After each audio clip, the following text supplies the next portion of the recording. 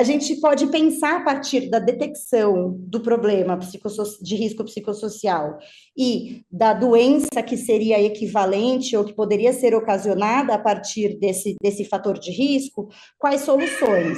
E aí, é claro, isso passou a ser, com a NR1, uma obrigação de mapeamento de todo mundo que é empresa que contrata, em qualquer setor, seja da educação, seja fora da educação, né?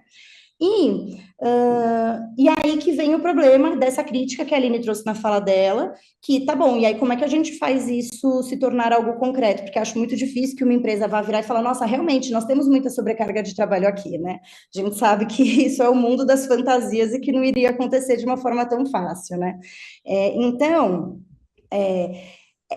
aí que entra a utilização dessas regulamentações, né, que a gente vai ter a NR1, mas também tem a CIPA mais A, que eu acho que vocês também já devem ter ouvido falar, que quando o escopo da CIPA ampliou também assédio, né, isso é importante, porque aí os cipeiros, eles podem e devem, inclusive, fiscalizar as questões de assédio no ambiente de trabalho. Mas aí que vem a questão de como a gente consegue instrumentalizar esses conjuntos normativos para providenciar denúncias que podem ser feitas pelo sindicato. Porque a profissional que trabalha dentro de um ambiente escolar, muito, ou de ensino, enfim, né, amplo, em sentido amplo, muito raramente vai ter ali a coragem de fazer uma denúncia, a não ser que algo muito absurdo aconteça. Então, a gente vai vendo essas práticas sistemáticas aí de assédio acontecendo, e geralmente as pessoas com muito receio. Agora, se a gente tem um conjunto normativo que tem que ser respeitado de prevenção de assédio, de risco psicossocial, se existe uma atribuição de cipeiros e cipeiras para a questão do assédio, por exemplo, é plenamente factível que algo que esteja acontecendo com um quadro, vamos supor aí, de professores, possa virar objeto de uma denúncia no Ministério Público do Trabalho e no Ministério do Trabalho. E isso enseja multas administrativas, investigações, obrigação de fazer essa quantidade grande de coisas aí que a NR1 e a NR5 colocam, né, como obrigações das empresas de adequação aos riscos psicossociais e combate ao assédio. Então, eu acho que onde está a chave, algumas chaves, né, para pensar sobre isso na questão da atuação prática é usar o conjunto normativo para pedidos de fiscalização e para denúncias, usar o conjunto normativo para ações coletivas, quando isso é verificado de uma forma mais hegemônica dentro, o tipo de professor X específico são vários, e todos eles estão passando por uma certa situação. Usar, então, todas as professoras dessa escola têm um problema com o agendamento de horários. Isso é uma questão estrutural daquela escola que está acontecendo com todas as mulheres ali. Isso pode ser olhado num viés coletivo, não precisa ser olhado apenas num viés individual daquela profissional que vai estar ali prejudicada pela situação. E usar o CNPJ, vamos dizer assim, do sindicato para fazer esse anteparo entre a trabalhadora que vai estar num lugar de hipervulnerabilidade para investigar e conduzir essas denúncias. Né? Dependendo do tipo de denúncia, se a gente fala sobre assédio sexual, e se a gente fala sobre intolerância religiosa e LGBTfobia, inclusive dá para denunciar no Ministério Público do Estado, porque são crimes. E aí, essa denúncia não precisa partir do CPF da trabalhadora, mas ele pode partir do CNPJ do sindicato como uma iniciativa para proteger essas pessoas e para melhorar a relação, porque a gente sabe também que tem muita gente que não para se preocupar com o que o sindicato faz, não vai em nada, mas adora criticar, né?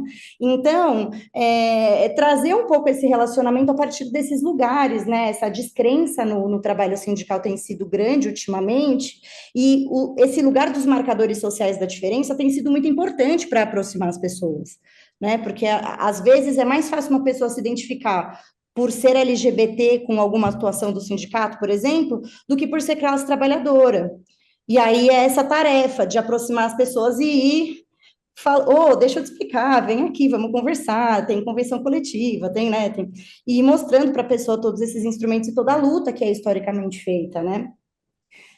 E aí, assim, também a promoção aí de conscientização sobre os mecanismos individuais, porque existem esses mecanismos coletivos, dos quais a gente se utiliza dessas estruturas normativas para denunciar, em nome aí das pessoas que estão sendo prejudicadas pelas condutas, e existem os instrumentos individuais que podem virar material de conscientização das pessoas. Então, tanto no sentido da identificação dos problemas, que às vezes a pessoa nem sabe que aquilo que ela está vivenciando é um assédio, e isso é super importante, mas também no sentido de ensinar as pessoas a produzir prova. Porque às vezes a pessoa nem quer usar essa prova individualmente porque tem medo, mas ela pode usar coletivamente também, né? Mas ensinar para as pessoas que se a pessoa participa de uma gravação, seja vídeo, seja áudio, o que for, ela tem direito de usar aquilo como prova. Que o que é proibido por lei, por exemplo, é gravar terceiros, é eu colocar meu celular na mesa, sair e deixar gravando uma conversa da qual eu não participei. Que isso seria uma escuta. Isso é proibido. Gravar conversas é permitido, é meio de prova admitido em direito hoje em dia. Já não foi antigamente, mas hoje já é. Como é que a gente usa um e-mail? Qual que é o jeito certo de salvar um e-mail para que ele sirva como prova?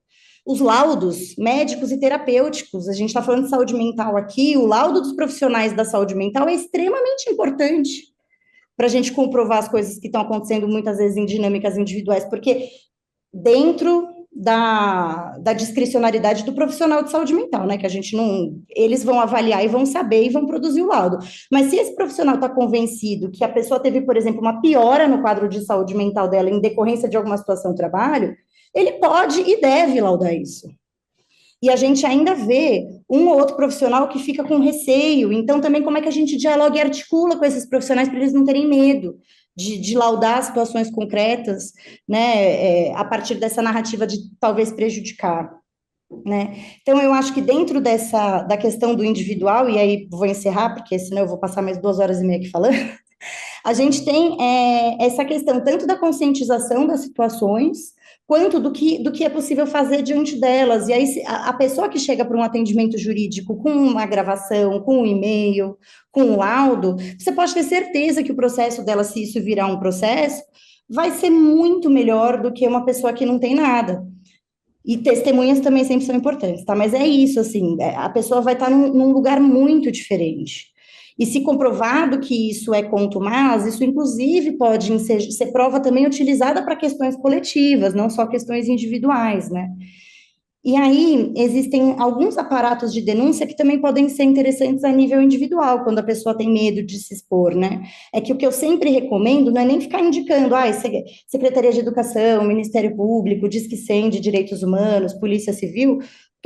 Ok, a pessoa pode fazer todas essas coisas, mas eu acho muito importante que o contato da trabalhadora diante de uma situação dessa seja com o sindicato, né, para que o sindicato faça esse acolhimento, esse atendimento e instrumentalize aí todas as possibilidades de denúncias individuais e coletivas para pedir aí as fiscalizações, né, enfim, fazer tudo isso que eu já falei aqui, gente.